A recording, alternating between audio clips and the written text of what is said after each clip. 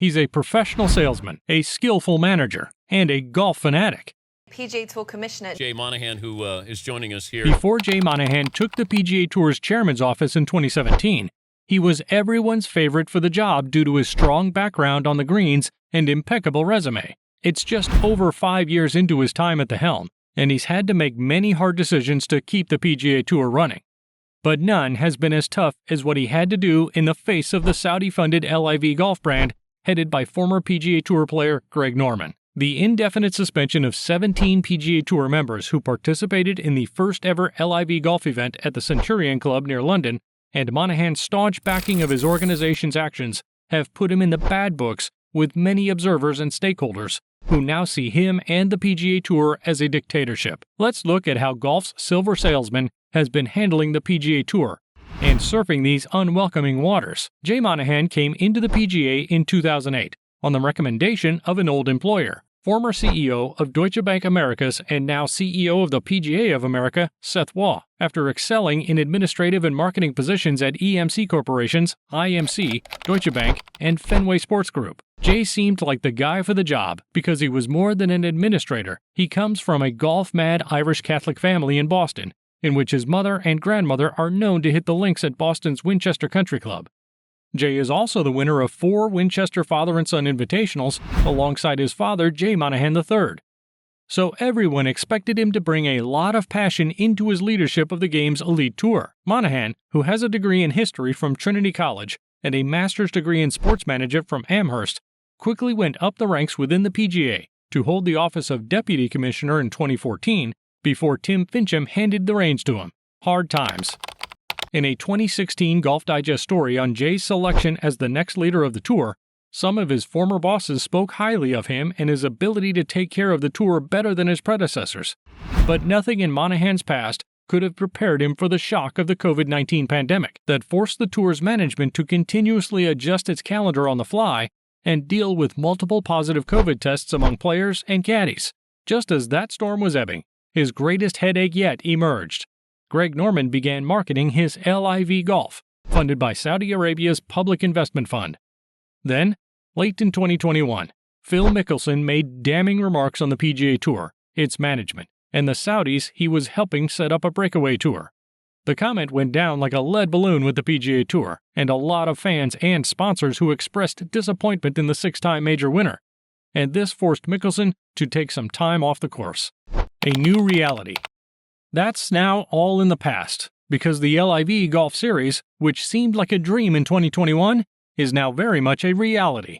And the PGA Tour is letting everyone know that anyone who sides with the LIV is getting the axe. The consequences of taking Saudi money and playing in the LIV Golf Invitational Series became known during the tournament's inauguration in England, when PGA Tour members Dustin Johnson, Phil Mickelson, Sergio Garcia, Ian Poulter, and 13 others were kicked off the PGA Tour and all its subordinates until further notice. LIV Golf has responded to the ban, calling it vindictive and saying the era of free agency is beginning.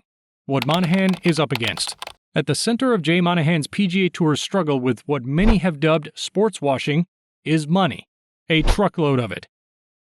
The Saudis have entrusted Greg Norman with billions of cash to splash, about $2 billion according to Forbes, and it's becoming increasingly hard to convince golfers who play for less money on the PGA Tour not to join LIV Golf, where even the least performer on the course gets something, actually $120,000, which was what last place Andy Ogletree took home in Hertfordshire. The winner, Charles Schwartzel, won $4 million for his victory and an extra $750,000 from the $3 million his team earned for winning the team title. Monahan's shield. Now, to his credit, golf has grown immensely under Monahan, especially on the money side.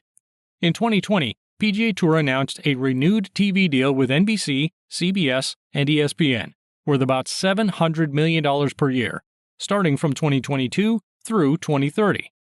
So it's no surprise that the tournament purses have also increased, with a record-breaking $427 million total prize money to be distributed across PGA Tour events. The PGA Tour's flagship, the Players Tournament, has also received a boost of $5 million, jerking the bag up to a record $20 million, with the winner taking home $3.6 million.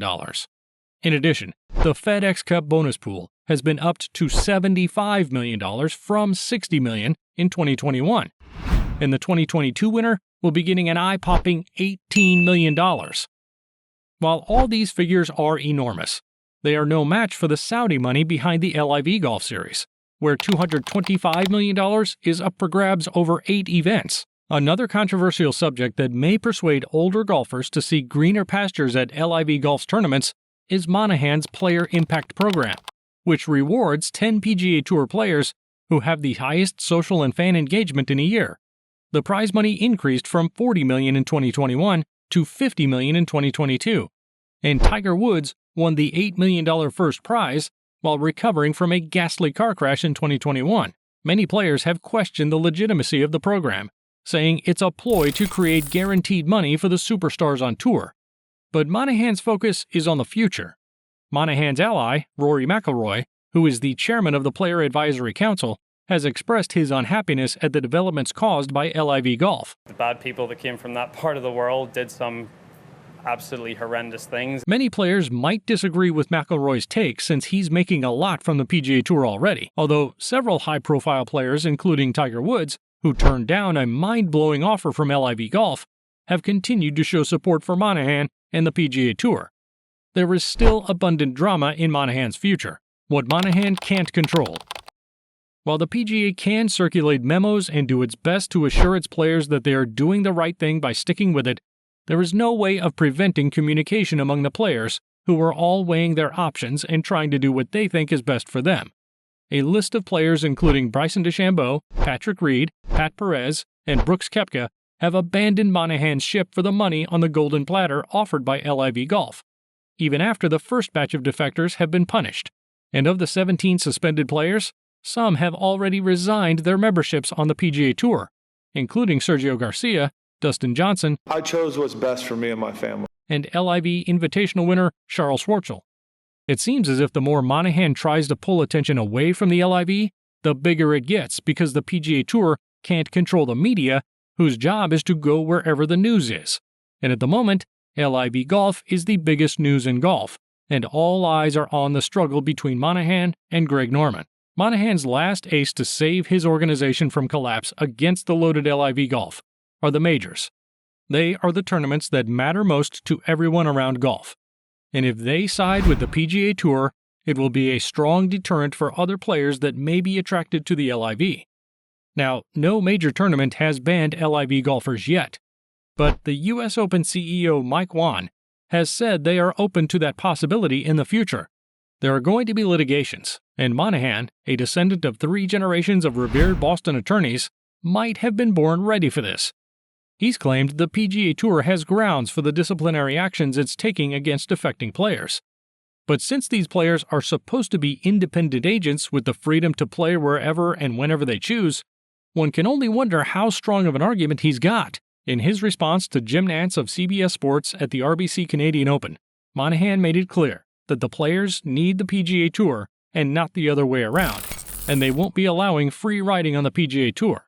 But we're not going to allow players to free ride. So what is being fractured here, at least in the PGA Tour's view, is loyalty. And according to them, disloyal players don't deserve to play on the PGA Tour.